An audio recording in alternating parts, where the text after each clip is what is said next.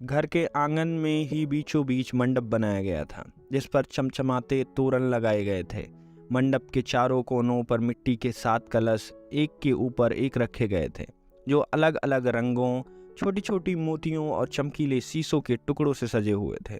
घर के बाहरी हिस्से में जगमग करते रंग बिरंगे लाइट और लड़ियां लगाई गई थीं। यूं समझ लीजिए पूरे घर को दुल्हन की तरह सजा दिया गया था। श्रीमती तिवारी चाहती थी कि प्रिया की शादी में हल्दी, मेहंदी, संगीत से लेकर विदाई तक का हर रस्म घर से ही हो। इसलिए उन्होंने केवल रिसेप्शन के लिए ही मांगलिक भवन की बुकिंग करवा रखी थी। गीत संगीत के साथ ही शादी की रस्में शुरू हो गईं। श्रीमती तिवारी भाग भाग कर सारे काम अपनी निगरानी में करवा रही थी। वह नहीं चाहती थी प्रिया की शादी में किसी भी प्रकार की कोई कमी रह जाए।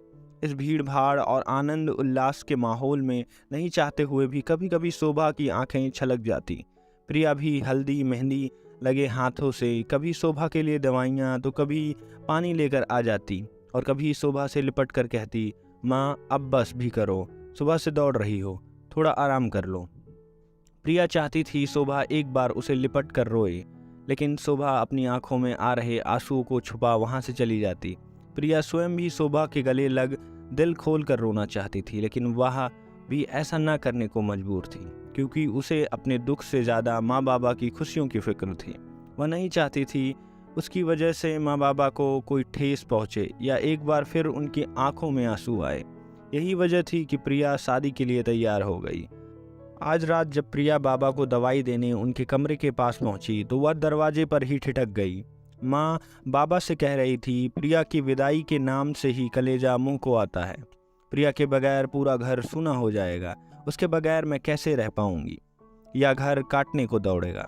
तभी बाबा माँ को समझाते हुए कहने लगे, तुम यह कैसी बातें कर रही हो शोभा, बेटी को तो विदा करना ही पड़ता है। और फिर कभी तुमने सोचा है हमारे बाद प्रिया का क्या होगा? जीवन की राह में एक मोड़ ऐसा भी आता है जब हर इंसान को एक हमराही की ज़रूरत पड़ती है। यह प्रिया के भविष्य का सवाल है।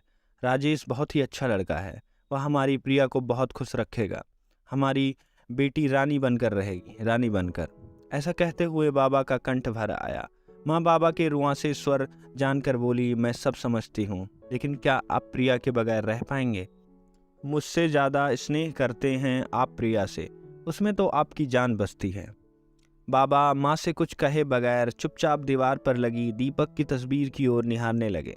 फिर एक लंबी सी सांस लेते हुए बोले, शोभा अपने मन को कड़ा कर लो। यदि हम टूट गए तो प्रिया बिखर जाएगी, और अगर प्रिया बिखर गई तो हम दीपक को क्या जवाब देंगे?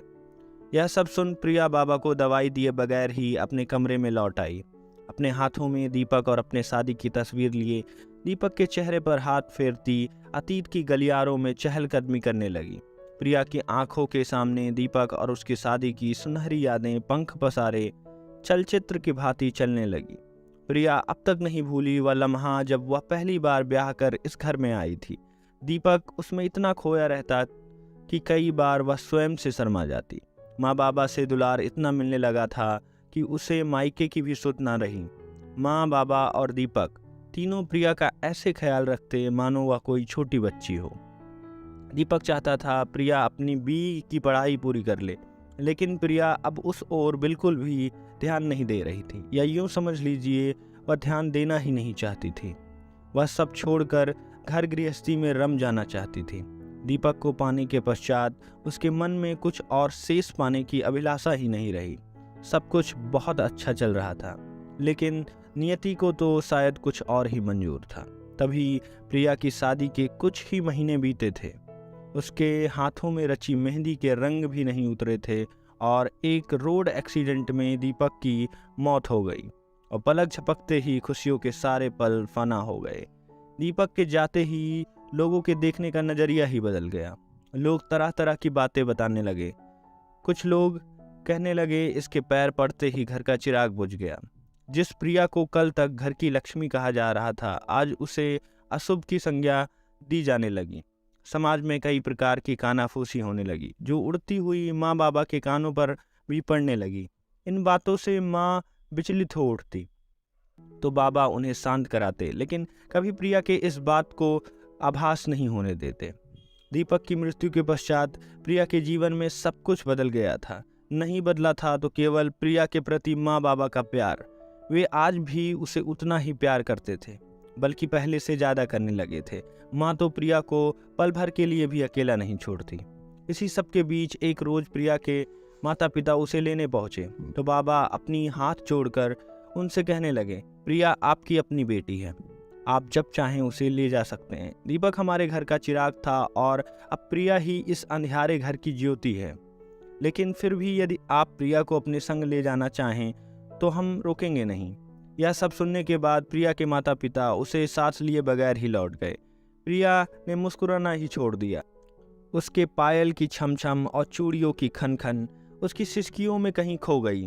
तभी एक दिन बाबा प्रिया के सिर पर हाथ फेरते हुए बोले, प्रिया तुम अपनी अधूरी पढ़ाई पूरी कर लो, व्यस्त रहोगी तो तुम्हारा मन भी लगा रहेगा।